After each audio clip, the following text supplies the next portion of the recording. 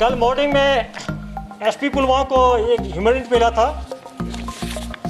वह श्रीनगर आया, फिर ऑफिस को प्लान किए, फिर उसके बाद वापस भेजे एसपी पुलवामा। वहाँ के लोकल आर्मी सीआरपीएफ से मिलके ऑपरेशन को प्लान किया, कॉर्डन लगाया जॉइंटली, और आज मॉर्निंग में इनकाउंटर स्टार्ट हुआ। उसमें 3 टेररिस्ट मारे गए, तीनों जैश मोहम्मद से ताल्लुक़ रखते हैं। उसमें एक एफटी टेररिस्ट है पाकिस्तान का, जिसका कि आप लोगों के बहुत महीनों से, खास करके लास्ट वीक से बहुत आप लोग इंतजार कर रहे थे कब पकड़ा जाएगा या मारा जाएगा, जिसको हम लोग बोलते हैं अब्दुल रहमान एलियास फौजी बाबा या भाई, जो मुल्तान पाकिस्तान का है। अफगानिस्तान की लड़ाई में उन्होंने पार्टिसिपेट किया था और 2017 से पुलवामा डिस्ट्रिक्ट में, इनफैक्ट कि पूरे साउथ कश्मीर में एक्टिव है। ये बहुत सारे इंसिडेंट में पार्टिसिपेट किया है। दिसंबर 2019 में एक इनकाउंटर हुआ था जिसमें कामरान मारा गया था। ये भागने में कामयाब हो गया था 2019 में। ये आईडी एक्सपर्ट भी है। और जो 28 तारीख को जो हम लोग मॉर्निंग में आईडी को जो डिटेक्ट किए थे, आर्मी सीआरपी पुलिस मिलकर उसको बाद में न्यूट्रलाइज किया था।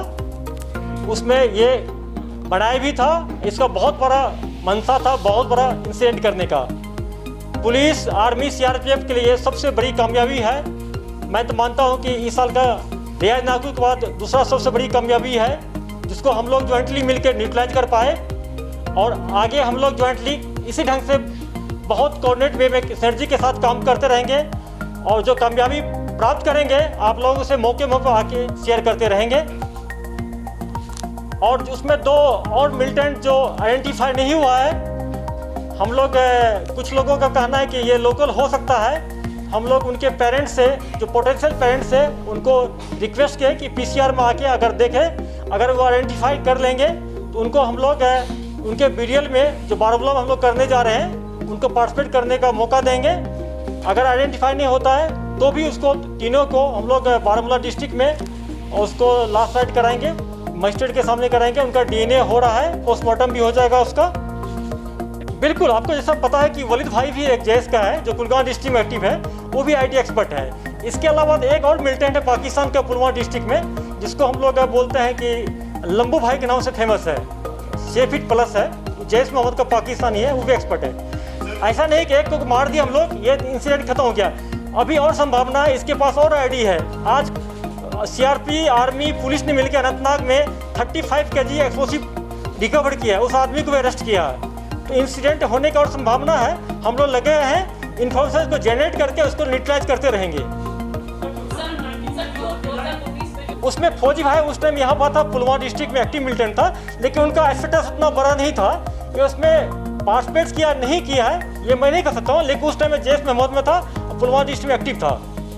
सर, जो पुलवामा पर 2 हमारे यहाँ है, एक वलीद भाई है और दूसरा है लंबू है, जो पाकिस्तानी दोनों है। उसके अलावा जो जैश का चीफ है, जो अब्दुल्ला राशिद गाजी है, जो कि मोस्ट प्रोबेबली अभी खिरू के ऊपर है, एरिया में है, नीचे नहीं आ रहा है। हम लोग उसके पीछे पड़े हैं। जैश ऐसा तंजीम है जो अपने चीफ को ज़्यादा एक्सपोज नहीं करता है, लेकिन हम लोग को अपना जो सोर्सेस है फील्ड में, उसके हिसाब से पता कि अब्दुल्ला राशिद गाजी इसके चीफ हैं, और उसको हम लोग पीछे पड़े हैं। उसको जब नीचे आएगा न्यूट्रलाइज कर पाएंगे। हो सकता है हम लोग ऊपर भी जाकर उसको न्यूट्रलाइज कर लें। बिल्कुल ह्यूमन है। और हम लोग आर्मी, सीआरपी, पुलिस मिलके अखाल कुलगाम डिस्ट्रिक्ट में एक फॉरेस्ट में हैदर जो कमांडर है, उसका हैदर को बस्ट किया। उसमें काफ़ी सामान मिला, आप लोग को पिक्चर भी शेयर किया गया। थोड़ा हम लोग का लेट हो गया था, अदरवाइज उसको न्यूट्रलाइज कर पाते हम लोग।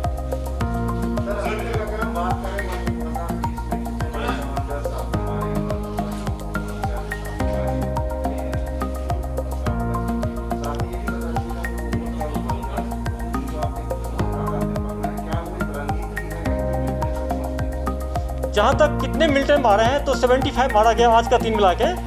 लेकिन इस 75 को अगर लास्ट ईयर से कंपेयर करते हैं तो थोड़ा कम है, लेकिन कमांडर्स का जो नंबर है बहुत ज़्यादा है। पहला बार हिस्ट्री में हुआ है कि एलईटी का चीफ मारा गया हैदर हंदवारा इनकाउंटर में। जैश का 25 जनवरी को मारा गया था, कारी यासीर चीफ मारा गया। उसके बाद एचएम का चीफ मारा गया, एजीएस का चीफ बुरहान कोका मारा गया, और जो पोस्टर बॉय था जुनेद सहराई मारा गया। उसका आज जो देख रहे हैं जो आईडी एक्सपर्ट था मारा गया। तो अगर हम लोग कमांडर के हिसाब से कंपेयर करें तो अचीवमेंट इस साल ज़्यादा मिल रहा है हमसे। जम्मू कश्मीर में पब्लिक का, आवाम का सिक्योरिटी फोर्स, पुलिस को हरदम मिला है।